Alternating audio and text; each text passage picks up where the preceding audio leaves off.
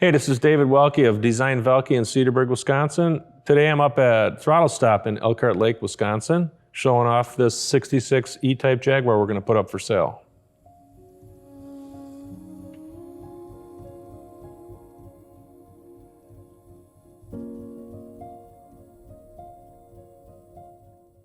This goes back to when I was like 5 or 6 years old. I was with my mother at a shoe store, and I walked out of the store, and the nose of an E-Type Jaguar was up over the curb, and I remember looking down into the glass-covered headlights, and I shrouded my face, and I was laying on the front of this guy's car, looking at the headlight inside that glass. I was blown away by it. My mom grabs me and jerks me off of the car, and she says, "David, that's a Jaguar. You can't do that. Never touch somebody else's car." But I remember I'd never seen a car like that before. It blew me away. And this would have been 1970 probably. So the car was a glass covered headlight car, so it had to be a 61 through 67, so it was fairly new. Something in that part of Milwaukee that you didn't really see that often outside of a shoe store where you buy Buster Browns. But always in the back of my head, and my whole life, and you never saw them that often, but you would see an E-Type Jaguar, and it would just catch your eye because they were so different. And I fell in love with them at a very young age, and I should have bought them when I was young because they weren't very expensive when I was in my teens. You know, you could have picked one up for a couple $1,000s, and time went on and life went on, and I got into them probably in my mid-30s, and I built this first wide-bodied car just because I thought, man, would it be cool to build a wide one of these? And I had, at that point, been in the trades, or this trade, for 25 years, and knew what I was doing, and I knew how I was gonna go about building a car like that.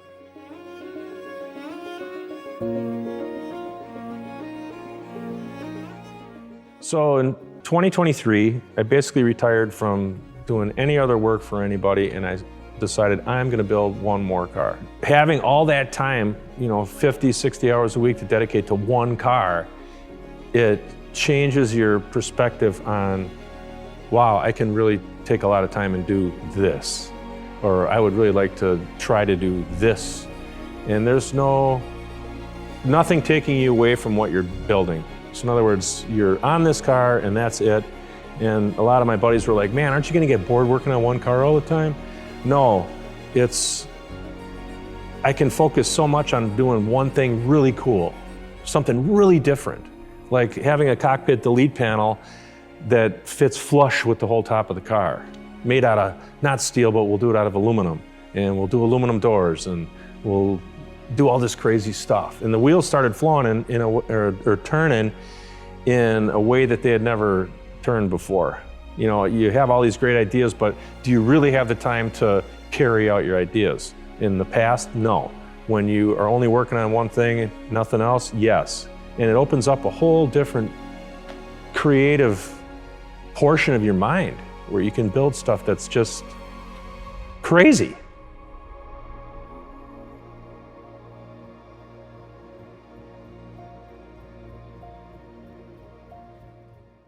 The fear was, I wonder if everybody will like it. I shouldn't even say everybody. I wondered if the majority of people will like it, because you can't please everybody. But I'm like, I wonder what people are gonna think when they see this, or I wonder if I could pull this off, or I wonder if I could do this, or would this be just too crazy? Building custom cars, it's all about building something custom, something different, something that you've never seen before. Pretty easy to do on an E-Type Jaguar because there's not a lot of people doing them. I think expense has a big reason, or is a big reason as to why people don't do it. They're expensive. Everything's expensive. Everything comes out of England. And then they are, in my opinion, and I've worked on everything, the most complicated mark, the most complicated car ever made. The whole front end tips up so you can get at the engine. It's insane. And it fits when you close it. Not a lot of car companies could do that. They all could do it, but they didn't because they're like, man, that's gonna be super expensive. But the British, they are going to do it no matter what. They don't care what it costs. And people bought the stuff. So there was no fear in customizing the car. It was, I think, the biggest fear I had when having all this time on my hands was being able to control what was the right thing to do, and not get too wound up in something that wouldn't have a payback or wouldn't be appreciated, I think is a better way of saying it. You know, doing something that, does it really matter? Or is that too over the top? Or is that gonna be too gaudy? Or is that too the wrong color? Or there's a million things that you think about when doing stuff like that.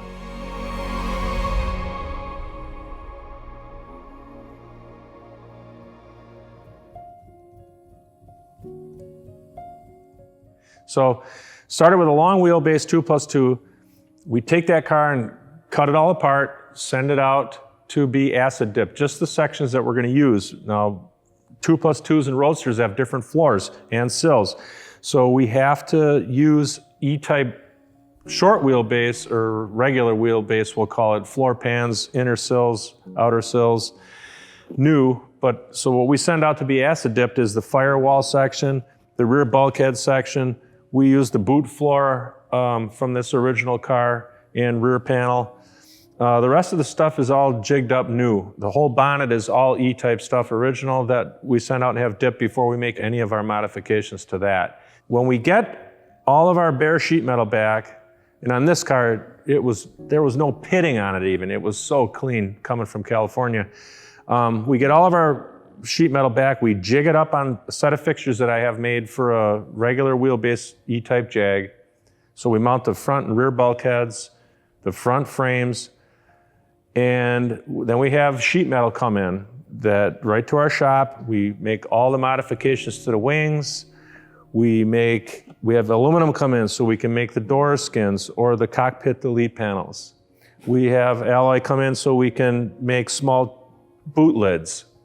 We have aluminum come in so we can make this lower windshield frame. So all the raw materials come into our shop and we build the whole car right there from bare metal with all the modifications all the way up through paint.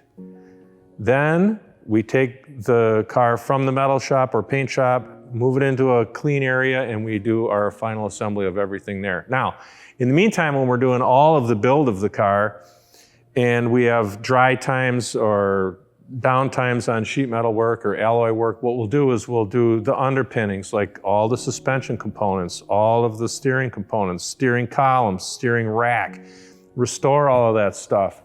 Maybe we'll be building the transmission and the rear end carrier off to the side. But with this one, there was a lot of custom metal work on it with the dash, the delete, the hump. And when building the hump, that means you got to make a tiny trunk lid for it or boot lid for it. The air induction, this is all steel here, engineering all of that stuff. We added 7 more louvers to the bonnet on this car, like the Lindner Lochner lightweight cars had. So another 14 more louvers total per side. We've got a bug and dirt deflector out on the hood that all made at our shop.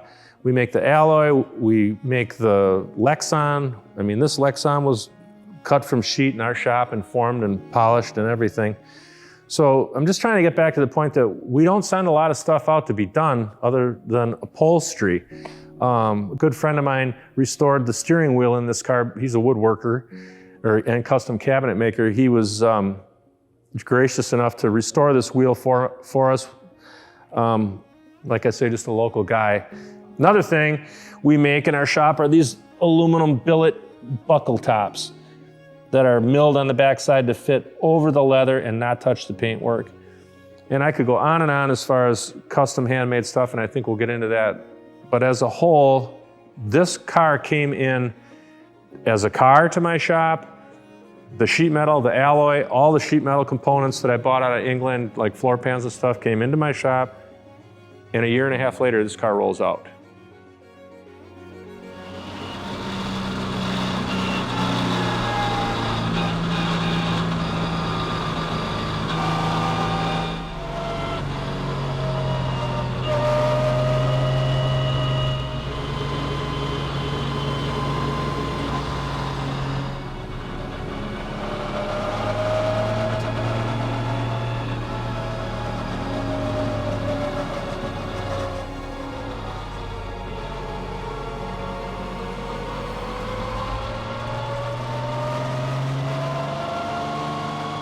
something to think about when you do a hump on a car behind the driver's seat is can't have a full-size boot lid.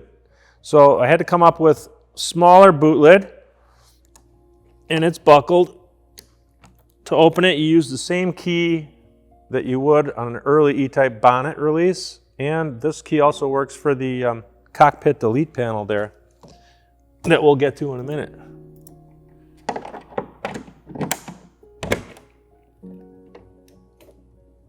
Inside, we have a 15-gallon ATL fuel cell and our battery and fuel filter. Maybe room for a bottle of wine, small one. This is an alloy skinned original E-Type frame that I took about a foot out of. And so it's got the original E-Type hinges, frame, and then I just skinned it in alloy. What Jaguar hadn't done with the E-Type was a dual cockpit car with a removable panel, like the early D-Types were. To gain access to this side of the car, if you want to take a passenger with you, crack the door from the inside.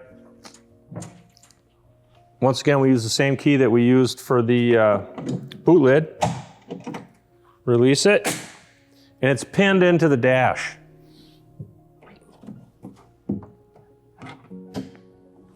Now, on this side of the car, you've got your rally clocks, your map of the Millimiglia, which is held by a circa 1960s made in England bulldog clip, your map light, glove compartment, fire extinguisher, which is accessible from the driver's side, and same upholstery that you would find on the driver's side as well.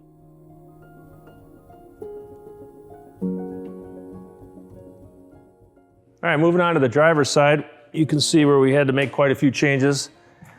With a dual cockpit car, you can't see, four of these gauges are in a row, you can't see the two on the far right. So I had to do, once again, more like a D-Type Jaguar and make these gauges pitched at you in a set here. Then you got all your switches here for your fuel pump, 24-hour lights. These are for the actual gauge lights. And the fourth one is an auxiliary switch for future whatever you want to put in there. I had these chronometric style gauges made in England, which are kind of a throwback to the D-Type era. And the pedal set, we make the stainless steel covers for, and or pedal grips if you want to call them that, but it's standard E-Type, early E-Type pedal cluster setup on this car. The transmission tunnel also is removable, but it's covering an M22 Muncie transmission, 4-speed, with straight cut gears and all the goodies you would want in a car like this. Parking brake has been moved over to the passenger side, easily accessible from the driver's side, but it gives you more legroom on this side of the car. And same as all E-Types, it has a telescopic type steering wheel, which is kind of cool. Steering column on this car is rigid mounted also. They had some rubber bushings in these from the factory that were, you could feel the steering column moving a little bit. I spun out some aluminum bushings to tighten the base of the steering column directly to the chassis of the car.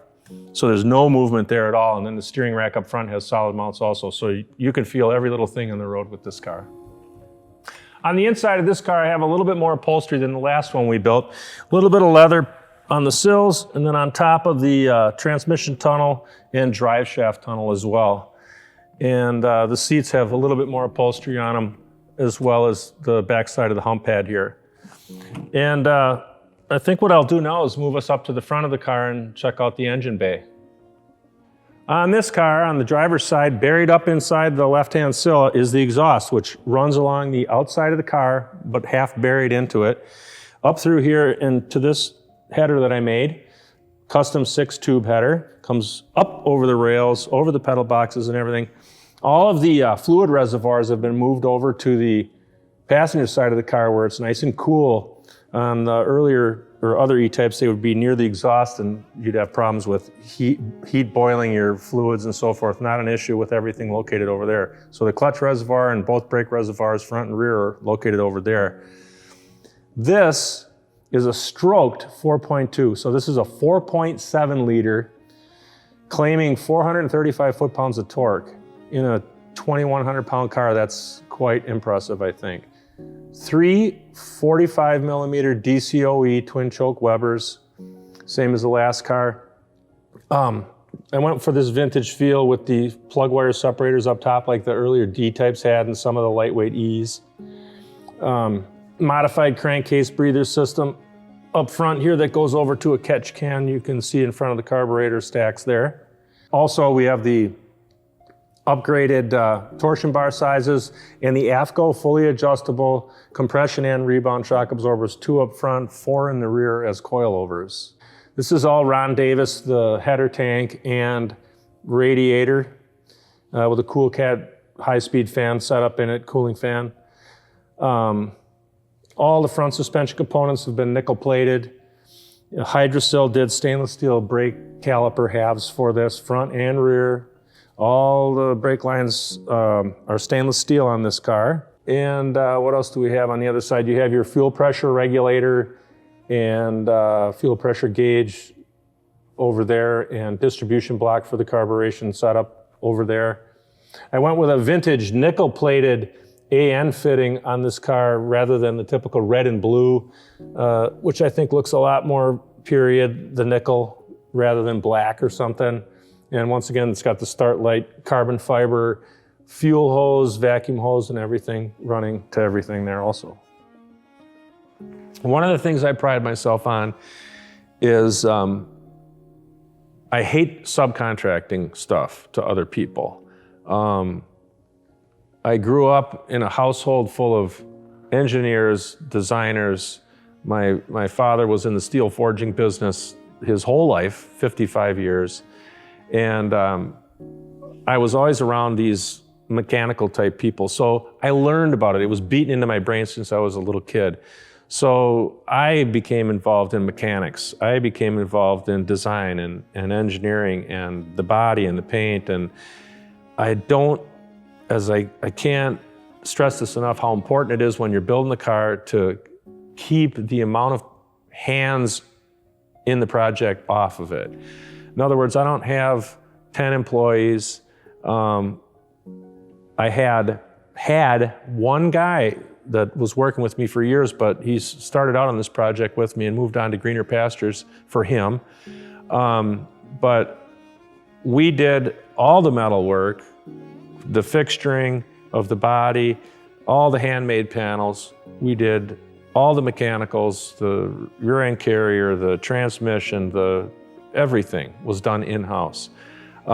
This one, I gotta admit, I had the engine built on the outside. It's a 4.7 liter stroker. Wasn't familiar with it or all the intricacies of it. And on the time crunch that I was trying to build this car in, I subcontracted the engine. But other than that, we built the whole car in-house.